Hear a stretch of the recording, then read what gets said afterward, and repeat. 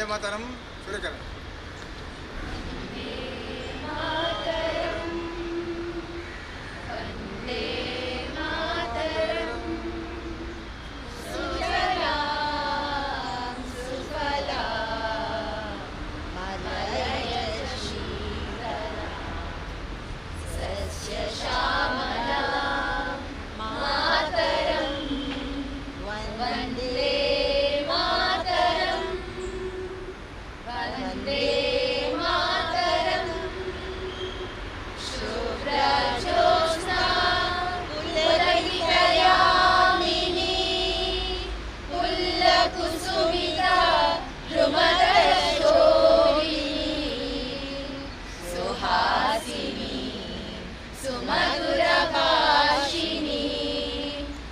करें.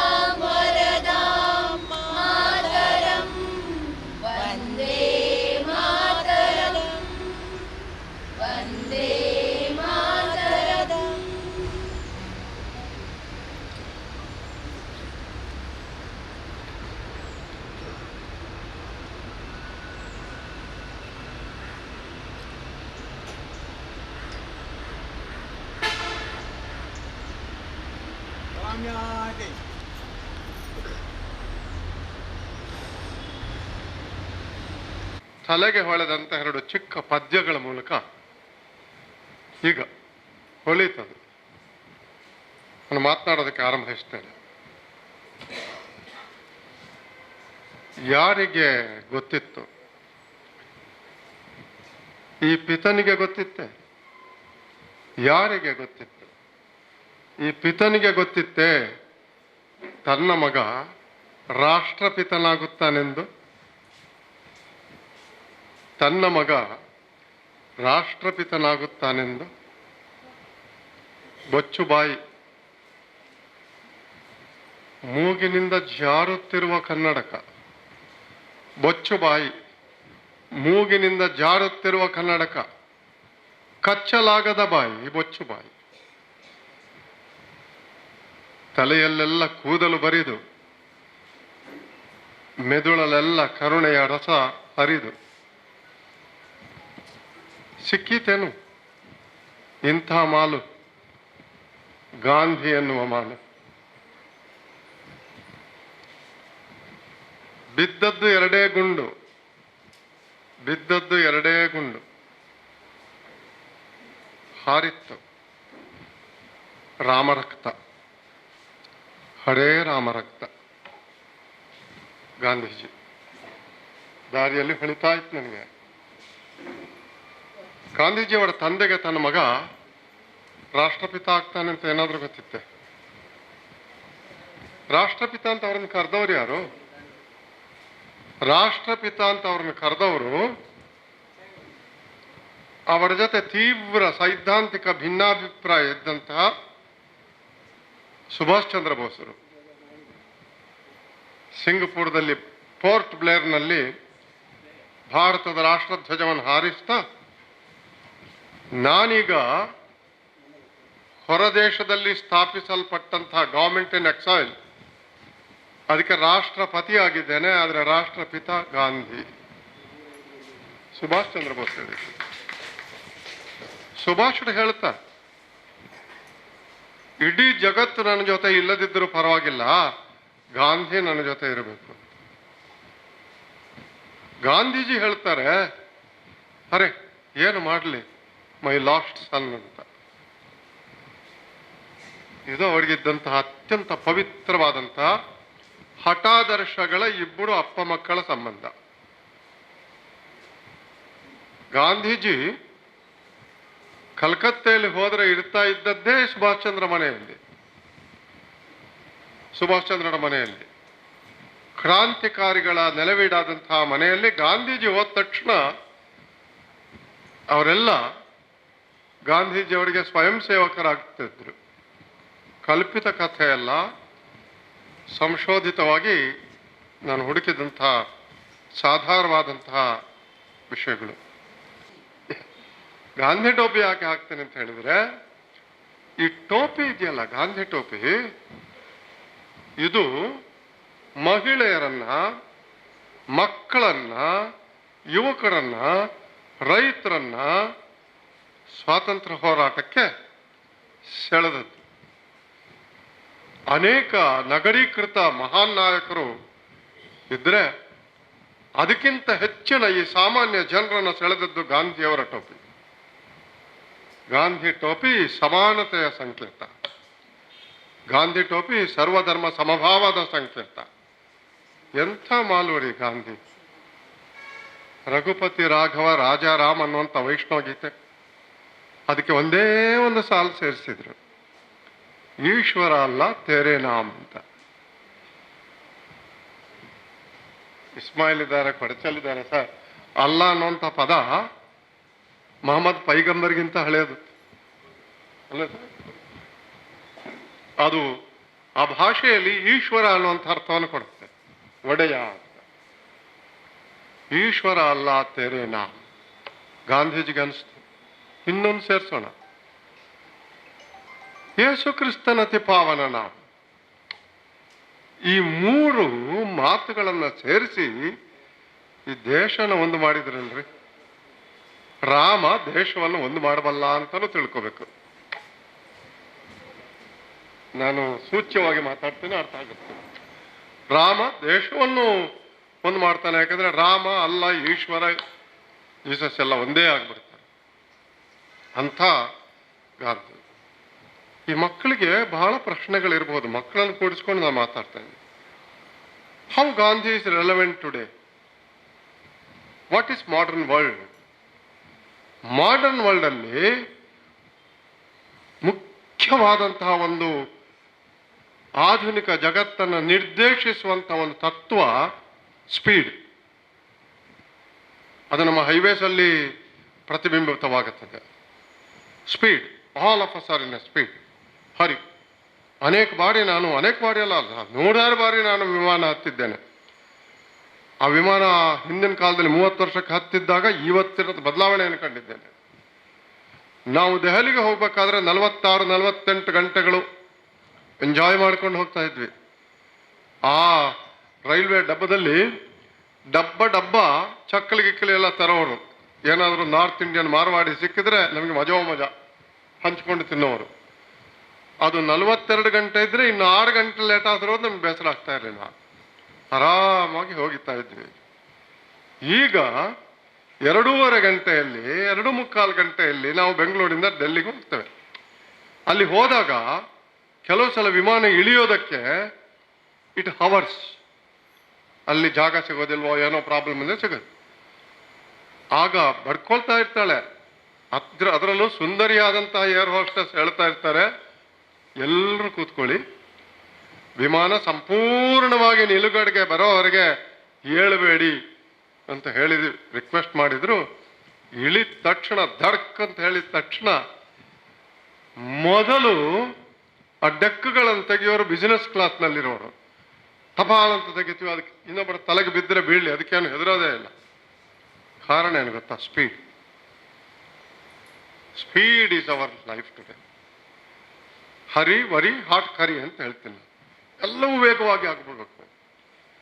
ಹೋಟೆಲ್ಗೆ ಹೋಗ್ತೀವಿ ತಿನ್ನೋದಕ್ಕೆ, ಅವನೊಬ್ಬ ವೈಟರು 100 ಜನಕ್ಕೆ ಸರ್ವ್ ಮಾಡಬೇಕು. 5 ಸ್ಟಾರ್ ಹೋಟ್ಲಿಗೆ ಹೋದರೆ ಹೊಟ್ಟೆ ಹಸಿಕೊಂಡಿದ್ರು ಗಂಭೀರವಾಗಿ ಕೂತಿರ್ತೀವಿ. ವಾತಾವರಣ. ಅನೇಕ ಸ್ನೇಹಿತರು ನನಗೆ ಹೇಳ್ತಾರೆ, you go to 5 star hotel to buy the ambience ಅಂತ. I tell them I go there only to buy food ಅಂತ. ಆದರೆ ಈ ದರ್ಶಿನಿಗಳು ಇಂಥ ಹೋಟ್ಲ್ ಇದೆ ನೋಡಿ, ಅಥವಾ ಚಿಕ್ಕ ಹೋಟ್ಲುಗಳು, ಎಷ್ಟು ಹರಿ ಮಾಡ್ತೀವಿ ನಾವು, ಎಷ್ಟು ಒತ್ತಡ ತರ್ತೀವಿ. ಹರಿ, ಅದರಿಂದಾಗುವಂಥ ವರಿ, ಹಾಟ್ ಕರಿ ಅಂತ ತಿನ್ನ. ಇದಕ್ಕೆಲ್ಲ ಕಾರಣ ಆಧುನಿಕ ಜಗತ್ತು ತಂದು ಕೊಟ್ಟಿರುವಂಥ ತಕ್ಷಣದಲ್ಲಿ ನನಗೆ ಫಲ ಸಿಗಬೇಕು. ಹೈಬ್ರಿಡ್. ನಾನು ವಿದ್ಯಾರ್ಥಿಗಳಿಗೆ ಹೇಳ್ತಾ ಇದ್ದೆ, ಡಿಪ್ ಅಂತ ನೆಸ್ಕೆಫೆ. ಡಿಪ್ ಅಂದ ತಕ್ಷಣ everything has become dip. Quick. Everything is quick. ನಾವು ರೆಡಿಮೇಡ್ ಫುಡ್, ರೆಡಿ. ನಾನು ತಪ್ಪು ಅಂತ ಹೇಳೋದಿಲ್ಲ, ಇದು ಕಾಲದ ಧರ್ಮ ಇದು. ಇದರಿಂದ ಏನಾಗಿದೆ ನಮ್ಮ ಜಗತ್ತಲ್ಲಿ ಇವತ್ತು, everything I should get quickly ಅನ್ನುವಂಥ ಮನೋಭಾವ ಉಂಟಾಗಿದೆ.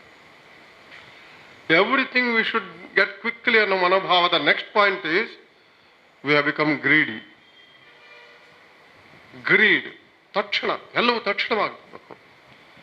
ಗಾಂಧೀಜಿ ಹೇಳ್ತಾರೆ, is a great economist Gandhiji. ವಿದ್ಯಾರ್ಥಿಗಳು ನೀವು ಎಕನಾಮಿಕ್ಸ್ ಇದ್ರೆ ನಿಮ್ಗೆ ಗೊತ್ತಿರಬೇಕು, 3 ರೀತಿಯ ಡಿಮಾಂಡ್ಗಳಿದೆ ಮನುಷ್ಯನಿಗೆ. ಅದನ್ನು ಮೊದಲು 3 ಬೇಸಿಕ್ ವಾಂಟ್ಸ್ ಅಂತ ಹೇಳ್ತಾ ಇದ್ರು: ನೆಸೆಸಿಟೀಸ್, ಲಕ್ಸುರೀಸ್, ಎಕ್ಸೆಟ್ರಾ.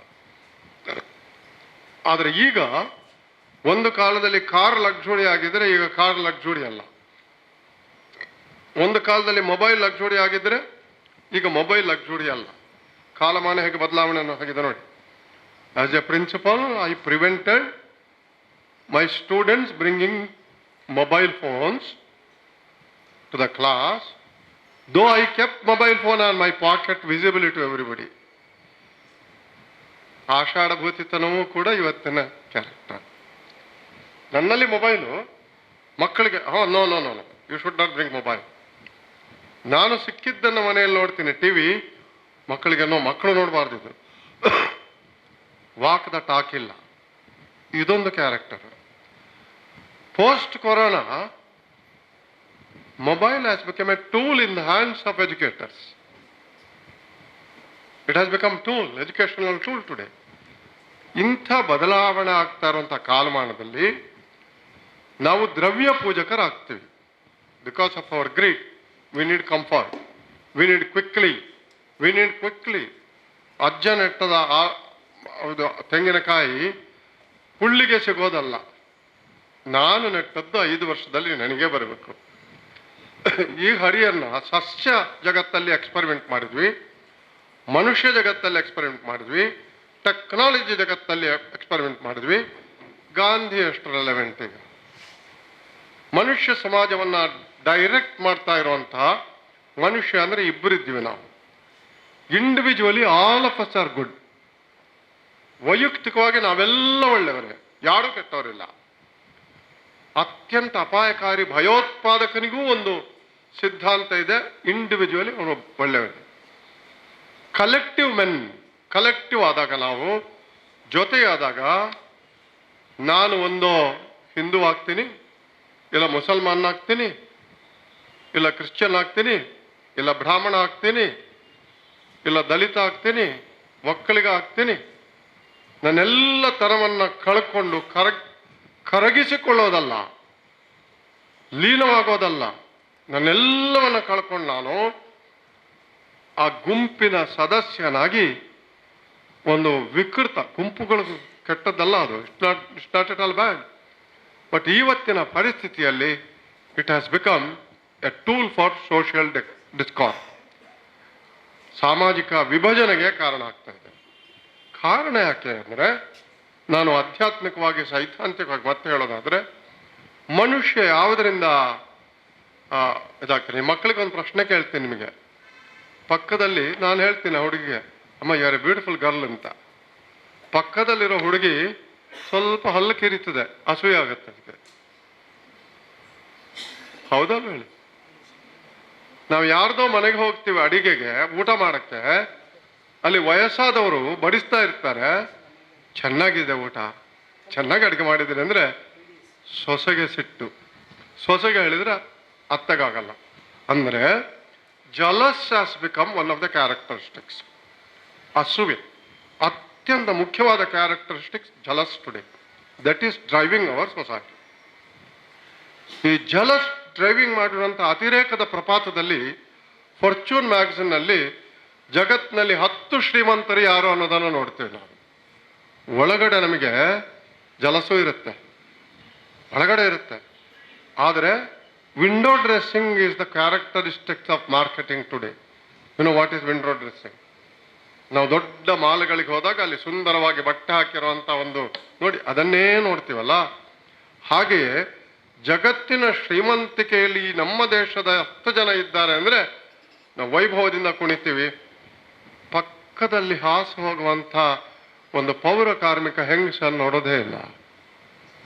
ಆ ಪೌರ ಕಾರ್ಮಿಕ ಹೆಂಗಸು ನೋಡೋದಿಲ್ಲ, ಅದು ನೋಡೋದಿಲ್ಲ. ಸಾಮಾಜಿಕ ಮನಸ್ಥಿತಿ ಇವತ್ತು ಅಸೂಯೆಯ ಮೂಲಕ ಕಾಮನೆಗಳನ್ನು ಸೃಷ್ಟಿಸಿದೆ. ಗ್ರೀವ್, ನನಗೆ ಅದು ಬೇಕು, ಅದು ಬೇಕು, ಇದು ಬೇಕು, ಅದು ಬೇಕು, ಇದು ಬೇಕು, ಇದನ್ನು ಸೃಷ್ಟಿಸಿದೆ. ಇಂಥ ಜಗತ್ತಿನಲ್ಲಿ ಗಾಂಧಿವಾದ ಎಷ್ಟು ಸರಿ?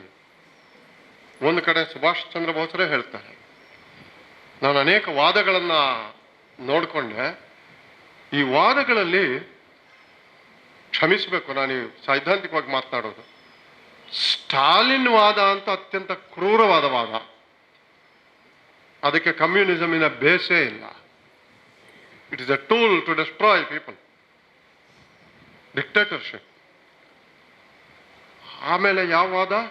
ನಾಸಿವಾದ, ಕೌಂಟರ್ ಆಗಿ ಬಂದದ್ದು. ಅದಕ್ಕೆ ತತ್ವವೇ ಇಲ್ಲ. ಜನ ಹೇಳ್ಕೊಳ್ತಾರೆ ತತ್ವವೇ ಇಲ್ಲ, ಸಿದ್ಧಾಂತವೇ ಇಲ್ಲ. ಅದು ರಾಷ್ಟ್ರೀಯತೆ ಅನ್ನುವಂಥ ಒಂದು ಮಸಕು, ಭ್ರಮೆಯನ್ನು ಸೃಷ್ಟಿ ಮಾಡಿದೆ. ಮತ್ತೊಬ್ಬರನ್ನು ಕೊಲ್ಲುವಂತಹ ರಾಷ್ಟ್ರೀಯವಾದವನ್ನು ಸೃಷ್ಟಿ ಮಾಡಿದೆ. ಹಾಗಾದರೆ ಗಾಂಧಿವಾದ ಅವಾಸ್ತವ ನೆಲೆಯಲ್ಲಿ ಕಲ್ಪಿತ ಲೋಕದಲ್ಲಿ ಇದೆ ಅನ್ನುವಂತಹ ಸಂಶಯ ನನಗಿದೆ. ಸುಭಾಷ್ ಹೇಳುವಂಥ ಮಾತು. ಆಗಲೇ ಈ ಸಂಶಯಗಳಿದ್ದು. ಆದರೆ ಸುಭಾಷೆ ಉತ್ತರಗಳನ್ನು ಹಿಡ್ಕೋತಾರೆ. ಆಮೇಲೆ ಅದು ಪ್ರಶ್ನೆ ಬೇರೆ. ಗಾಂಧಿಗೂ ಸಂಶಯ ಇತ್ತು. ನನ್ನ ವಾದ ಫೈನಲ್ ಪೆನೇಷಿಯಾ ಹೌದಾ ಅಲ್ವಾ? ಈ ಜಗತ್ನಲ್ಲಿ ಫೈನಲ್ ಪೆನೇಷಿಯಾ, ಫೈನಲ್ ಕ್ಯೂರ್ ಆಗತ್ತಾ ಇಲ್ವಾ? ಕೊನೆಗೆ ಅನ್ಕೋತಾರೆ ಆಗತ್ತೋ ಇಲ್ವೋ ಬೇರೆ. ಆದರೆ ಮನುಷ್ಯನಲ್ಲಿ ಇಂಥ ಗುಣಗಳು, ದುರ್ಗುಣಗಳು ಅಂತ ನಾನು ಕರೆಯೋದಿಲ್ಲ ಅವುಗಳನ್ನು, ಇಂಥ ಗುಣಶೀಲ ಸ್ವಭಾವಗಳು ಇದ್ದಾಗ ಅದನ್ನು ಅದುಂಬೇಕೋ ಬೇಡವಾ? ಇದು ಮುಖ್ಯವಾದ ಪ್ರಶ್ನೆ. ನಾವೆಲ್ಲ ಶಾರೀರಿಕವಾಗಿ ಪ್ರಾಣಿಗಳೇ. ಹಸಿವು, ತೃಷೆ, ಕಾಮ ಇದೆಲ್ಲ ನಮ್ಮನ್ನು ಕಾಡುತ್ತೆ ಶಾರೀರಿಕವಾಗಿ. ಆದರೆ ಈ ಶರೀರದ ಒಳಗೆ ಇರುವಂತಹ ಪ್ರಜ್ಞೆ, ಅರಿವನ್ನ ಮನುಷ್ಯ ಅನೇಕಾನೇಕ ವರ್ಷಗಳ ರೂಪಾಂತರಗಳ ಮೂಲಕ ಅದನ್ನು ಬದಲಾಯಿಸಿಕೊಂಡು ನಾನು ಉಣ್ಣಬೇಕು, ಆದರೆ ಮತ್ತೊಬ್ಬರ ಅನ್ನವನ್ನು ತೆಕ್ಕೋಬಾರದು ಅಂತ ಹೇಳ್ತಾರೆ. ಉಪನಿಷತ್ತು ಹೇಳ್ತದೆ, ಈಶಾವಾಸ್ಯಂ ಇದಂ ಸರ್ವಂ. ಎಲ್ಲವೂ ಜಗತ್ತಲ್ಲಿ ಸೃಷ್ಟಿ ಮಾಡಿದ್ದು ದೇವರೋ ಪ್ರಕೃತಿಯೋ, ಅದನ್ನು ಅನುಭವಿಸುವಂಥ ಹಕ್ಕು ಎಲ್ಲರಿಗಿದೆ. ಡಿಸ್ಟ್ರಿಬ್ಯೂಟಿವ್ ಜಸ್ಟಿಸ್ ಎಲ್ಲರಿಗೂ ಇದೆ. ಆದರೆ ಮಾಕೃಧ ಕಸ್ಸಜಿದ್ದನಂ, ಇನ್ನೊಬ್ಬರ ಧನವನ್ನು ಸಂಪತ್ತನ್ನು ಕಸಿದುಕೊಳ್ಳಬೇಡ. ಆದ ಕಾರಣ ನಮಗೆ ಹಸಿವಾದರೂ ಕೂಡ ನಾವು ಆಹಾರವನ್ನು ಕಸಿದುಕೊಳ್ಳೋದಿಲ್ಲ, ಪ್ರಾಣಿಗಳ ಥರ ಕಸಿದುಕೊಳ್ಳೋದು. ಇಂಥ ವಿಕಸಿತನಾದ ಮನುಷ್ಯನಿಗೆ ಒಂದು ತಡೆ ಬೇಡವೇ? ತನ್ನೆಲ್ಲ ಕಾಮ, ಕ್ರೋಧ, ಲೋಭ, ಗ್ರೀಡನ್ನು Gandhiji becomes a solution. Even today Gandhiji becomes a solution. ವಿಯೆಟ್ನಾಂನಲ್ಲಿದ್ದಂತಹ ಮಹಾನುಭಾವ ಕಮ್ಯುನಿಸ್ಟ್. ನಾನು ನನ್ನ ಅಧ್ಯಯನ ಮೂಲಕ ತಿಳ್ಕೊಂಡಿದ್ದರೆ 3 ಜನ ಮಹಾನುಭಾವರಾದ ಗಾಂಧಿಯನ್ ಕಮ್ಯುನಿಸ್ಟ್ಸ್ ಇದ್ರು. Fidel Castro of Cuba, Walesa of Poland and Ho Chi Minh of Vietnam. Ho Chi Minh ಹೇಳ್ತಾರೆ, I am a revolutionary because I am forced to be, but I am a Gandhian. ಹೇಳಿದರು ನಮ್ಮ ಇಸ್ಮಾಯಿಲ್ ಸಾಬ್ರು. ಬೇರೆ ಬೇರೆ ದೇಶಗಳಲ್ಲಿ ಯಾಕೆ ಗಾಂಧಿ ಪ್ರಜ್ವಲಿಸ್ತಾರೆ ಅಂದರೆ, ಕರಾಚಿಯಲ್ಲಿ, ಲಾಹೋರ್ನಲ್ಲಿ ಘಟನೆ ನಡೆಯಿತು. ಭಾರತ ದ್ವೇಷವೇ ವಿದೇಶಾಂಗ ನೀತಿಯ ಜೀವಾಳ ಪಾಕಿಸ್ತಾನಕ್ಕೆ. ಅದಕ್ಕೆ ಅದನ್ನು ನಾವು ಆ ಚರ್ಚೆಯ ವೇದಿಕೆ ಅಲ್ಲ ಇದು. ಕೆಲವು ಪಕ್ಷಗಳಿಗೂ ಕೂಡ ಪರಸ್ಪರ ದ್ವೇಷದ ಮೇಲೆ ಅಲ್ಲಿ ಯಾರೋ ಒಬ್ಬರು ಗಾಂಧಿಯ ಪ್ರತಿಮೆಗೆ ವಿರೂಪ ಮಾಡಿಬಿಟ್ರು.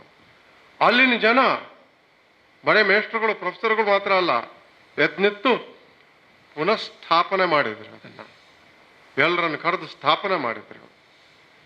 ಲಾಹೋರ್ನಲ್ಲಿ ಮಾಡಿದ್ರು. ಚೈನಾದಲ್ಲಿ ಇವತ್ತಿಗೂ ಕೂಡ, ಬೀಜಿಂಗ್ನಲ್ಲಿ ಈಗ ನಾವು ಮಾತಾಡುವಾಗ ಅವರ ಸಮಯದ ವ್ಯತ್ಯಾಸ ಅವ್ರು ಮಾಡಿಬಿಟ್ಟಾಗಿದೆ, ಗಾಂಧಿ ಜಯಂತಿಯನ್ನು ಮಾಡ್ತಾರೆ.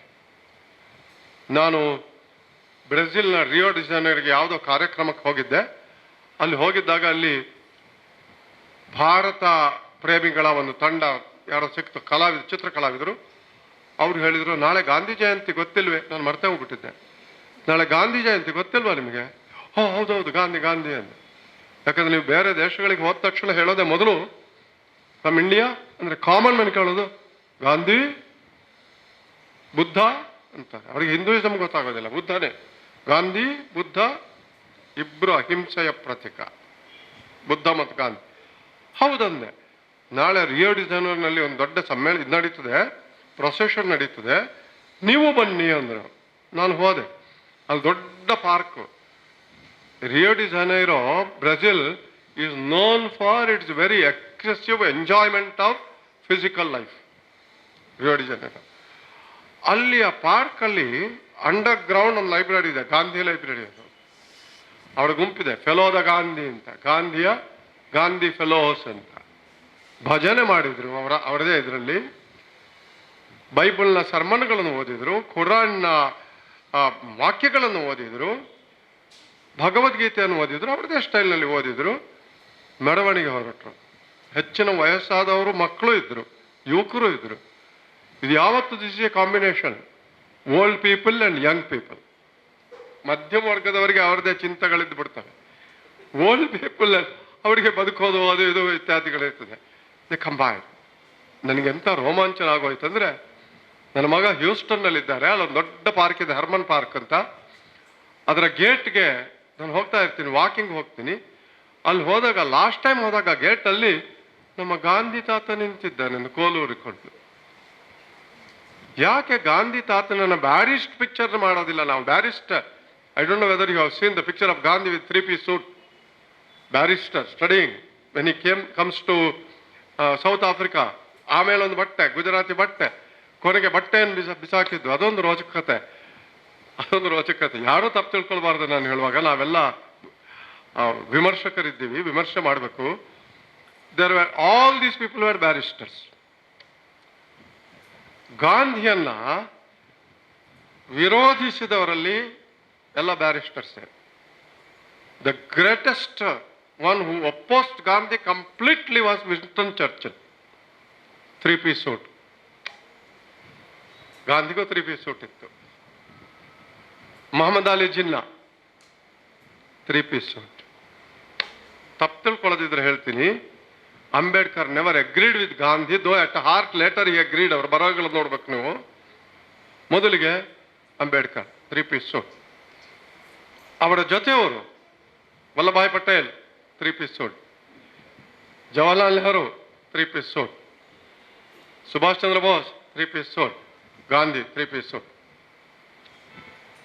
ನೋಡಿ ಏನ್ ಮಾಡಿದ್ರು ಗಾಂಧಿ ಅಂದ್ರೆ, ಈ ಜನ Veer Savarkar, I just per se don't condemn him. Per se ಅವರು ಕೃಷ್ಣ ಮೆನನ್ ಶಿಷ್ಯ Veer Savarkar. Till he came back, he was the follower of great Krishna Menon. I have a lot of respect for Krishna Menon. He was a leftist. Savarkar ಎಲ್ಲ 3-piece suit. Gandhi ಏನು ಮಾಡಿದ್ರು, ಈ 3-piece suit ಭಾರತೀಯ ಆತ್ಮಕ್ಕೆ ವಿರೋಧ ಮಾಡಿದ್ರೆ ಬಿಸಾಕೋಣ ಅಂದರು. ಬಿಸಾಕಿದ್ರು 3-piece ಬಿಸಾಕಿದ್ರು. Now when Gandhi removed his 3-piece suit and wore this with a kolu, not only English ಸಾಮ್ರಾಜ್ಯ ನಡಗಿದ್ದು, ಈ 4 ಜನರ ವಾದಗಳು ಬಿದ್ದೋದು. ಇಂಗ್ಲಿಷೇ ಮೇಲೆ ಅಂತ ಹೇಳುವ, ಇಂಗ್ಲಿಷ್ ಪ್ರಭುತ್ವ ಮೇಲೆ ಅಂದಿರುವಂಥ ಚರ್ಚಿಲ್ ವಾದ, ದಲಿತ ಮುಖಿಯಾದಂತಹ ಅಂಬೇಡ್ಕರ್ ವಾದ,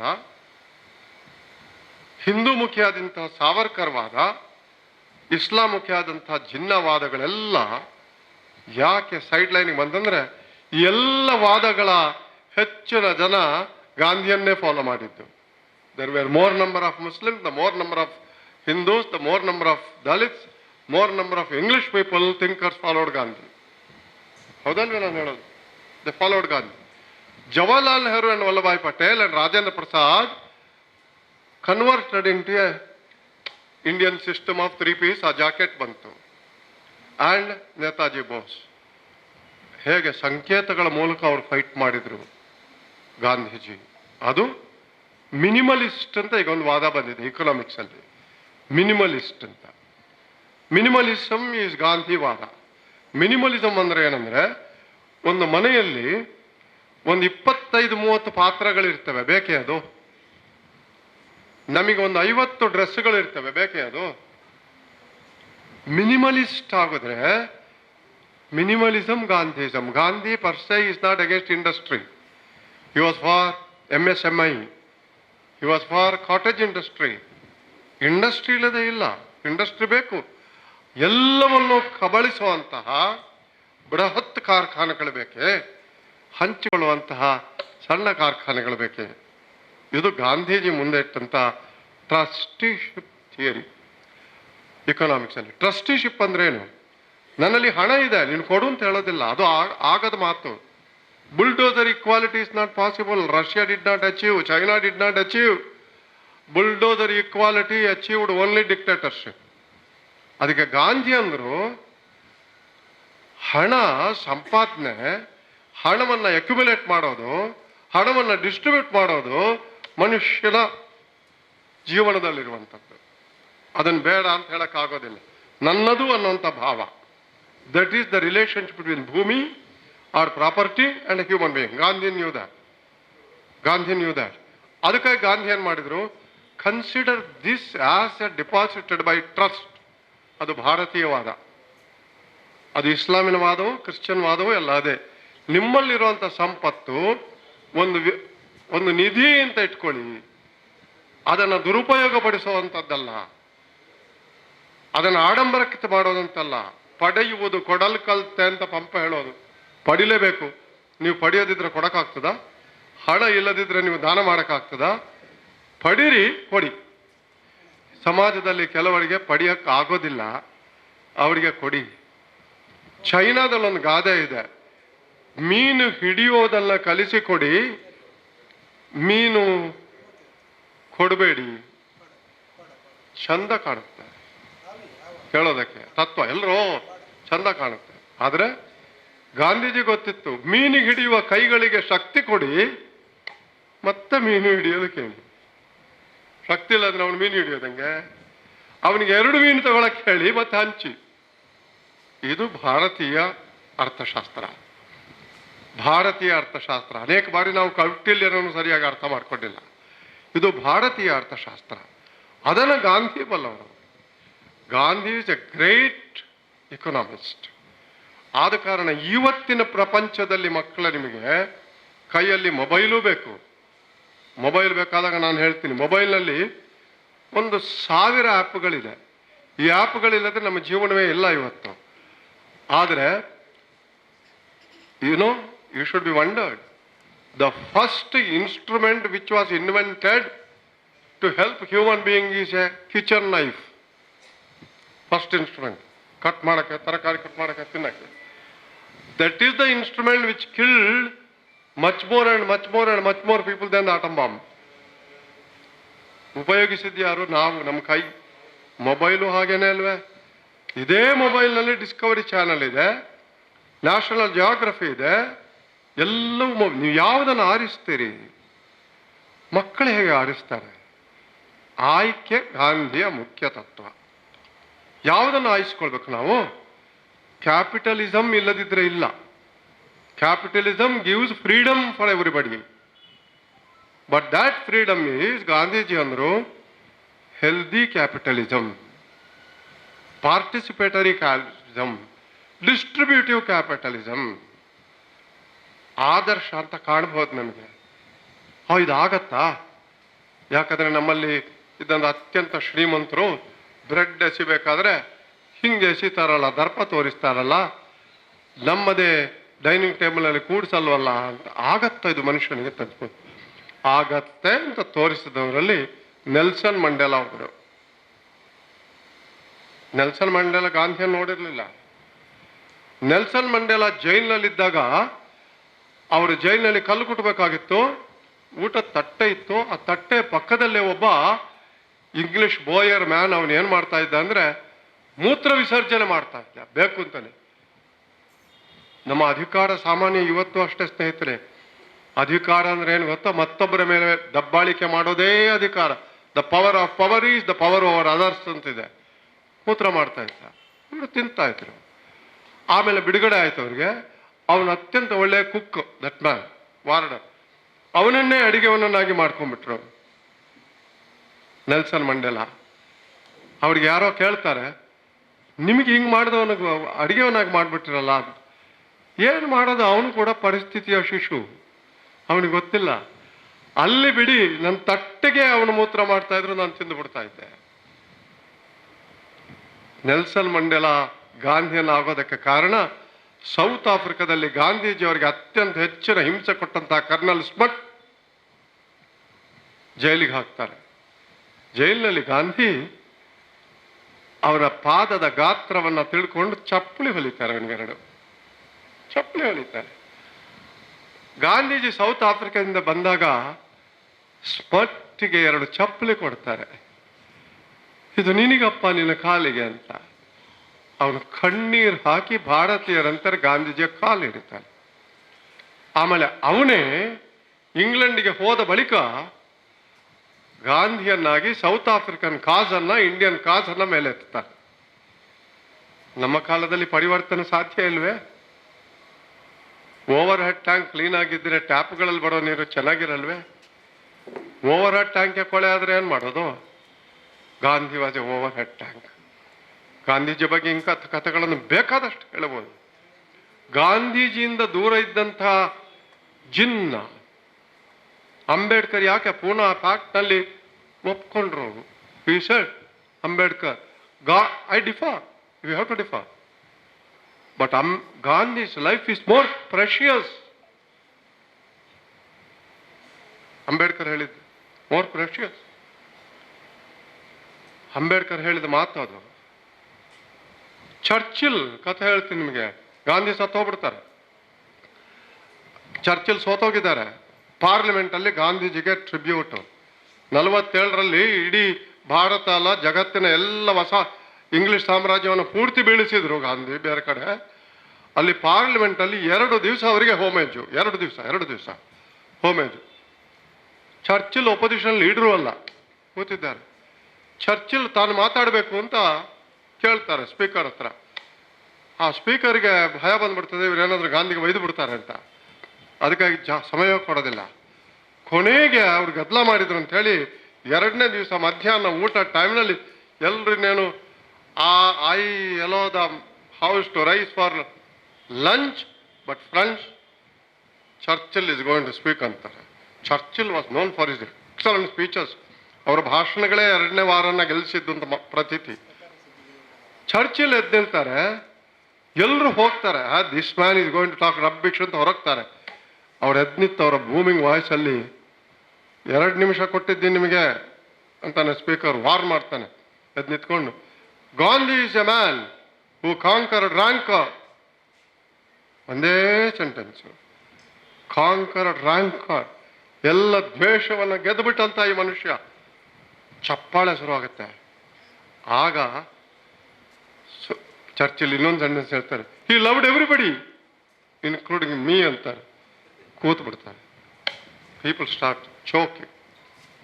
ಚರ್ಚಿಲ್, ಅಂಬೇಡ್ಕರ್ ಜಿನ್ನ ಬರೀತಾರೆ after the death of Gandhi. Oh, Gandhi died, a great man, a great man. ಜಿನ್ನಾಗೂ ಗಾಂಧಿಗೂ ಬಹಳ ಚರ್ಚೆಗಳು ನಡೆದು ಬಿಡ್ತಾ ಇರ್ತವೆ. ಹೀಗೆ ಪರಿವರ್ತಿಸಬಲ್ಲೋದಕ್ಕೆ ಸಾಧ್ಯ ಇದೆ. ಮಾರ್ಟಿನ್ ಲೂಥರ್ ಕಿಂಗ್ ಈಗಲೂ ಎಷ್ಟು ಜನ ಗಾಂಧಿ ಅನ್ಸಿದ್ದಾರೆ ಅಂತ ನಾನು ಹೇಳ್ತೀನಿ. ಯಾಕಂದ್ರೆ ಪ್ರೀತಿ ಬೆಟ್ಟಗಳನ್ನು ಚಲಿಸಬಲ್ಲದು. ನಮ್ಮ ಸ್ಕ್ರಿಪ್ಚರ್ಸ್ ಏನು ಹೇಳುತ್ತೆ ಅಂತ ಹೇಳಿದ್ರೆ, ಪಂಗುಂ ಲಂಘಯತೆ ಗಿರಿಂ, ಹೆಳವ ಗಿರಿಯನ್ನ ಹಾರೋ ಹಾಗೆ, ಮೂಕಂ ಕರೋತಿ ವಾಚಾಲಂ, ಮೂಗಿಲ್ಲದವನು ಮಾತನಾಡುವಂಥ ಶಕ್ತಿ ಪ್ರೇಮ ಪ್ರೀತಿಗೆ ಇದೆ. ಗಾಂಧಿ ಹೇಳಿದ್ದು ಪ್ರೇಮ ಸಾಧಿಸಬೇಕಾದ್ರೆ ಅಹಿಂಸೆ ಇರಲೇಬೇಕು. ಮನುಷ್ಯ ಅಹಿಂಸೆ ಇರೋವರೆಗೆ ಅವನಿಗೆ ಅಹಿಂಸೆ ಬೇಕು. ಅಹಿಂಸೆಗೆ ಬುದ್ಧ ಮತ್ತು ಗಾಂಧಿ, ನಮ್ಮ ದೇಶದ ನಮ್ಮ ನಾಡಿನ ಬಸವಣ್ಣ ಅಹಿಂಸೆಗೆ. ಈಗಲೂ ನೆಲ್ಸನ್ ಮಂಡೇಲಾ ಮಾತ್ರ ಅಲ್ಲ, ನೆಲ್ಸನ್ ಮಂಡೇಲನ್ನ ವಿರೋಧಿಸಿದ de Klerk, he became a Gandhian. Smuts ಬಗ್ಗೆ ಹೇಳಿದೆ, ಬಿಷಪ್ ಟೂಟು, ರೆವರೆಂಡ್ ಟೂಟು, ಬಹಳ ದೊಡ್ಡ ಬುದ್ಧ ಭಿಕ್ಷು ಜಪಾನ್ನವರು, ಸಿಲಾಸಿ ಅಂತ. ಅವನು ಹುಲಿಗಳ ಜೊತೆ ಆಟ ಆಡೋನು. ಯಾರಾದರೂ ಬೇರೆ ದೇಶದವರಿಗೆ ಇಂಟರ್ವ್ಯೂ ಕೊಡ್ಬೇಕಾದ್ರೆ ಹುಲಿ ಮರಿಯನ್ನು ಪಕ್ಕದಲ್ಲಿ ಇಟ್ಕೊಂಡು ಹೆದರ್ಸೋನು. ಅವನು ಹೇಳ್ತಾನೆ Gandhi stand for freedom and human beings ಅಂತ ಅವನು ಹೇಳ್ತಾನೆ.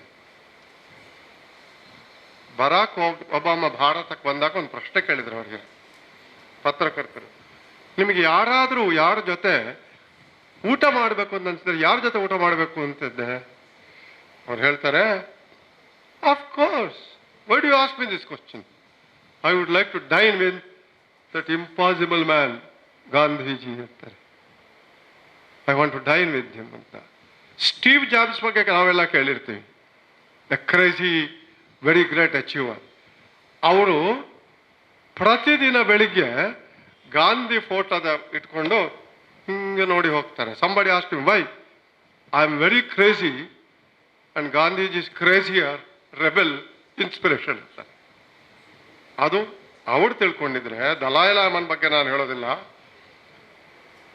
ಬರ್ನಾಡ್ ಶಾ ಒಂದು ಮಾತು ಹೇಳ್ತಾರೆ. ಬರ್ನಾಡ್ ಶಾಗೆ ಒಂದು ಪ್ರಶ್ನೆ ಕೇಳ್ತಾರೆ, what is your impression about Gandhi? Bernard Shaw ಬಹಳ ವಿಟ್ಟಿ, ಬಹಳ ಬುದ್ಧಿವಂತರಾದಂಥ ನಾಟಕರು. Impression on Gandhi? You want me to tell you impression of Gandhi? You might well ask for someone's impression about Himalayas ಅಂತ ಬರ್ನಾಡ್ ಶಾ ಹೇಳುವಂಥ ಮಾತು, ಒಬಾಮ ಹೇಳುವಂಥ ಮಾತು, ಐನ್ಸ್ಟೀನ್ ಹೇಳುವಂಥ ಮಾತನ್ನು ಆಗಲೇ ಹೇಳಿದೆ. ಇಂಥ ಮನುಷ್ಯ ಜೀವಂತವಾಗಿ ಮೂಳೆ ಮಾಂಸಗಳನ್ನು ಇಟ್ಟುಕೊಂಡು ಅವತರಿಸಿದ್ದಾನೆ ಅನ್ನೋದನ್ನೇ ನಂಬಕ್ಕಾಗೋದಿಲ್ವಲ್ಲ. ಹೇಳ್ತಾನೆ, who is your real hero ಅಂತ ಒಬ್ಬ ಬ್ರಿಟಿಷಿನ ಪಾಪ್ ಮ್ಯೂಸಿಷಿಯನ್ ಇದ್ದಾನೆ. ಅವನ ಹೆಸರು ಜಾನ್ ಲೆಮನ್ ಅಂತ. ಜಾನ್ ಲೆಮನ್ ಮಕ್ಕಳಿಗೆ ಗೊತ್ತಿದ್ದೇನೆ. ಜಾನ್ ಲೆಮನ್ ಬಹಳ ಪಾಪ್ ಮ್ಯೂಸಿಕ್ನವನು. ಹೂ ಈಸ್ ಯುವರ್ ಹೀರೋ ಅಂದ್ರೆ not a question to be asked, Gandhi ಅಂತ. ಈ ಗಾಂಧಿ ಎಲ್ಲ ಕಡೆ ಹೋಗೋದಕ್ಕೆ ಏನು ಕಾರಣ?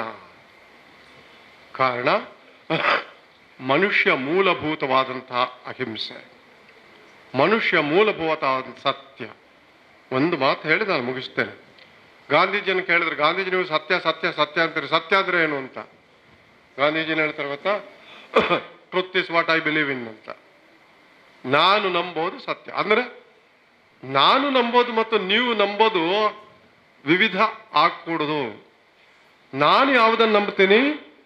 ಮನುಷ್ಯ ಸಹಬಾಳ್ವೆಯಲ್ಲಿ ನಂಬ್ತೀನಿ, ಮನುಷ್ಯ ಸಹಧರ್ಮದಲ್ಲಿ ಮನುಷ್ಯತೀನಿ, ತಳಮಟ್ಟದ ತಳದಲ್ಲಿದ್ದವನು ನನ್ನ ಸಹಯೋಗಿ ಅಂತ ನಂಬ್ತೀನಿ. ಅದನ್ನು ನೀವು ನಂಬಿದ್ರೆ ಅದು ಟ್ರುತ್ ಆಗುತ್ತೆ. ಸತ್ಯಾಗ್ರಹ, ಸರ್ವೋದಯ, ಸ್ವರಾಜ್ಯ, ಸ್ವದೇಶಿ, ಸ್ವಚ್ಛತೆ, ಸ್ವಾವಲಂಬನೆ, ಸ್ವಾಭಿಮಾನ, ಇದು ಗಾಂಧಿಯ ತತ್ವಗಳು. ಇದು ಯಾವತ್ತಾದರೂ ಇರ್ರೆಲೆವೆಂಟ್ ಆಗಿಬಿಟ್ರೆ ಅರಣ್ಯದ ನ್ಯಾಯವೂ ಬರೋದಿಲ್ಲ ನಮಗೆ, ಜಂಗಲ್ ಲಾಸ್ ಕೂಡ ಬರೋದಿಲ್ಲ.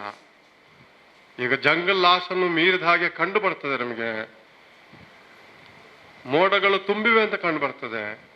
ಮೋಡಗಳು ಎಷ್ಟೊಂದು ಸುಂದರ ಅಂದ್ರೆ ಅದು ಸೂರ್ಯನನ್ನು ಮುಚ್ಚಿಡ್ತವೆ. ಯಾಕಂದ್ರೆ ಅವನು ಹೊರಗೆ ಬಂದಾಗ ಒಳ್ಳೆ ಬೆಳಕು ಕೊಡ್ಬರ್ಲಿ ಅಂತ. ನೀವೆಲ್ಲ ಹಿರಿಯರು ಇಲ್ಲಿ ಸೇರಿದ್ದೀರಿ, ನೀವೆಲ್ಲ ಸೇರಿದ್ದೀರಿ. ಅನೇಕ ಬಾರಿ ಅನ್ಸ್ಬಿಡ್ತಾರೆ, ಈ ಹಿರಿಯರಿಗೆ ವಯಸ್ಸಾದವರಿಗೆ ಯಾಕೆ ಅಂತ. ವಯಸ್ಸಾದವರಿಗೆ ಒಂದು ನೈತಿಕ ಶಕ್ತಿ ಇರ್ತದೆ. ಯಾಕಂದ್ರೆ ನಾವು ಮಾಡಿರೋ ಕೆಟ್ಟ ಕೆಲಸ ಎಲ್ಲ ಮಾಡಿ ಮುಗಿಸಾಗ್ಬಿಟ್ಟಿದೆ. ಈಗ ನಮಗೆ ಒಂದು ಪವಿತ್ರವಾಗಿದ್ದೀವಿ, ಶುದ್ಧೀಕರಣಗೊಂಡಿದ್ದೇವೆ. ಆದ ಕಾರಣ ನಿಮಗೆ ಮಾಡುವಂಥ ಹಕ್ಕಿದೆ. ಯುವಕರಿಗೆ ಕಣ್ಣು ಬಿಡ್ತಾ ಇದ್ದಾರೆ. ಆದರ್ಶವನ್ನು ತುಂಬಬೇಕು ಮಕ್ಕಳಲ್ಲಿ. ಆದರ್ಶ ನಾನು ಈ ಮಕ್ಕಳಲ್ಲಿ ಕೇಳುವಂಥದ್ದು ಒಂದೇ, ಮಕ್ಕಳೇ ನೀವು ಅಕ್ಕಪಕ್ಕದವರ ಜಾತಿ ಮತ ಧರ್ಮಗಳನ್ನು ಕೇಳಲೇಬೇಡಿ ಯಾರು ಅಂತ. ಮತ್ತೊಬ್ಬರು ಆಹಾರ ಪದ್ಧತಿಯನ್ನು ಹೀಯಾಳಿಸಬೇಡಿ. ರಾಮಾಯಣ ಹೇಳ್ತದೆ, ಹಿತಾಹಾರ, ಮಿತಾಹಾರ, ನಿಯಮಿತಾಹಾರ ಇದೆಯಲ್ಲ ಅದು ಆಹಾರ ಅಂತ. ಇಂಥ ಆಹಾರ ಅಂತ ಹೇಳೋದಿಲ್ಲ. ಆಹಾರದ ಮೂಲಕ ನಮ್ಮನ್ನು ಯಾರು ಹೊಡೆದ್ರೆ ಅದನ್ನ ನಂಬಬೇಡಿ. ಮತ ಧರ್ಮ, ಹದೀತಲ್ಲೊಂದು ಮಾತಿದೆ, ಪಡಿಚಲವ್ರೆ, ಪೈಗಂಬರ್ ಹೇಳುವಂಥದ್ದು, ನಿಮಗೆ ಒಂದು ರೊಟ್ಟಿ ಇದ್ರೆ ಇಬ್ಬರಲ್ಲಿ ಹಂಚಿ, ಎರಡಿದ್ರೆ ಮೋಡಲ್ಲಿ ಹಂಚಿ, ಮೂಡಿದ್ರೆ ಜಗತ್ತಿಗೆ ಹಂಚು. ಎಂಥ ಮಾತು ಜೀಸಸ್ ಕ್ರೈಸ್ಟ್ ಹೇಳ್ತಾರೆ. when you break the bread, if you don't smell the sweat of the farmer and the breaker, you have not eaten. ನೀವು ಬ್ರೆಡ್ ಮುರಿದು ತಿಂದಾಗ ಅದರ ಹಿಂದೆ ಒಬ್ಬ ರೈತನ, ಒಬ್ಬ ಬೇಕರ್ನ ಸ್ವೇದದ ವಾಸನೆ ಬರಲಿಲ್ಲ ಅಂದ್ರೆ ನೀವು ಊಟ ಮಾಡಿದ್ದೇ ಇಲ್ಲ. ನಮ್ಮ ಅನ್ನ ಸೂಕ್ತ ಹೇಳುತ್ತದೆ, if you are cooking only for yourself, ನೀನು ನಿನಗಾಗಿ ಅಡಿಗೆ ಮಾಡಿದ್ರೆ ಆ ಅಡಿಗೆಯನ್ನು ಪ್ರಾಣಿಗಳೂ ತಿನ್ನೋದಿಲ್ಲ. ಇದು ಸಹ ಬಾಳ್ವೆ. ಇದು ಗಾಂಧಿ ಇದೆ. ಈ ಗಾಂಧಿ ಇಂತಹ ಮಾಲು, ಬೊಚ್ಚು ಬಾಯಿ, ಬೀಳುವ ಕನ್ನಡಕ, ನೋಡುವುದು ಜಗದೃಷ್ಟಿ, ಎದೆಯಿಂದ ಹಾರಿ ಬಂದದ್ದು ಕೆಂಪು ರಕ್ತ ಅಲ್ಲ, ರಾಮ ರಕ್ತ. ಅಂಥ ಗಾಂಧಿಗೆ ನಮಿಸುವಂಥ ಈ ಪವಿತ್ರವಾದ ಕೆಲಸವನ್ನ ನನಗೆ ನನ್ನ ಆತ್ಮೀಯ ಆತ್ಮಬಂಧುಗಳಲ್ಲಿ, ಸ್ನೇಹವರ್ತುಲದಲ್ಲಿ ಒಬ್ಬರಾಗಿರುವಂತಹ ಕಲ್ಲೂರಿನ ಮೃದು ಹೃದಯದ ನಮ್ಮ ನಾಗೇಶ್ ಅವರು ನನ್ನ ಅನೇಕ ಪುಸ್ತಕಗಳಿಗೆ ಆಕೃತಿಯನ್ನ ಕೊಟ್ಟವರು, ಮತ್ತು ನಿಮಗೆಲ್ಲ ಪ್ರಿನ್ಸಿಪಾಲ್ರು ಮತ್ತು ಈ ಸಾಹೇಬರಿಗೆ ಗಾಂಧಿಯ ಸ್ಮರಣೆಯಲ್ಲಿ ಸದಾ ಕಾಲದ ಅಮರಾಮರ ವ್ಯಕ್ತಿ ಗಾಂಧಿಯ ಹೆಸರಿನಲ್ಲಿ ವರ್ಷದ ವ್ಯಕ್ತಿ ಪ್ರಶಸ್ತಿ ಕೊಟ್ಟದ್ದು. ನೀವೆಲ್ಲ ನನ್ನ ಮಾತನ್ನ ಗಪ್ ಚಿಪ್ ಕೇಳಿದ್ದು. ನಮಸ್ಕಾರ.